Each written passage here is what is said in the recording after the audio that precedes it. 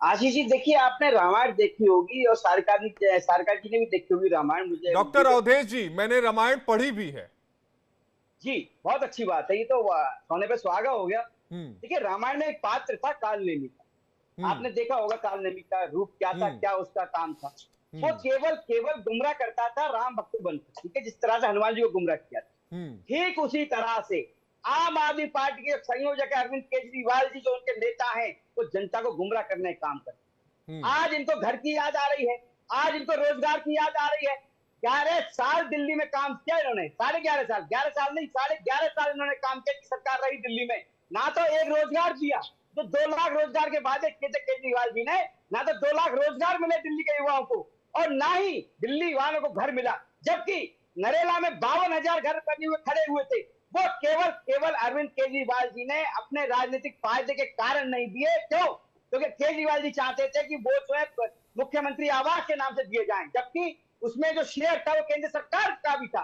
केवल केवल इसी कारण से वो गरीबों को घर नहीं मिली। दूसरी बात, अभी सरकार सरकार जी बात कर रही थी, झुग्गी गर्मी का टेम्परेचर बहुत बढ़ रहा है।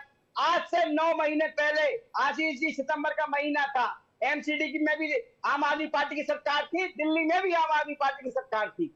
तब जाके ओखला में झुग्गियां तोड़ी गई थी, और वो हम्म। झुग्गियां बिना नोटिस के तोड़ी गई थी।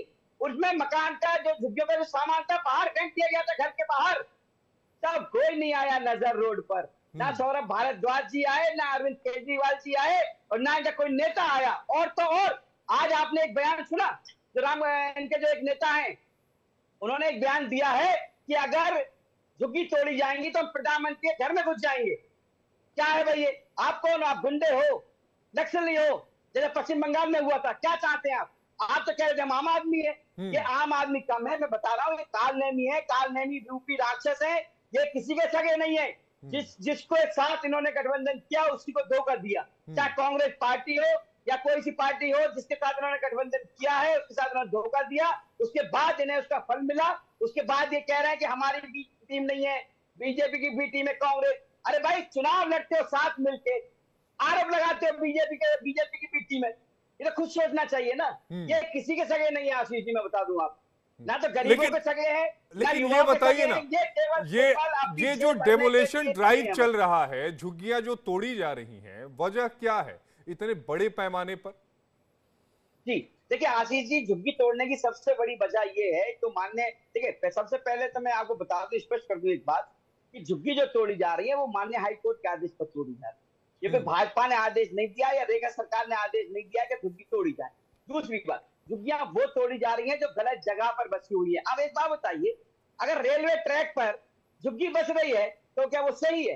हम्म। कल को यदि कोई दिक्कत आ जाती है, कोई अनहोनी होती है झुग्गी पर, तो यही लोग राजनीति करने आएंगे कि ये झुग्गी क्यों नहीं हटाई गई पहले।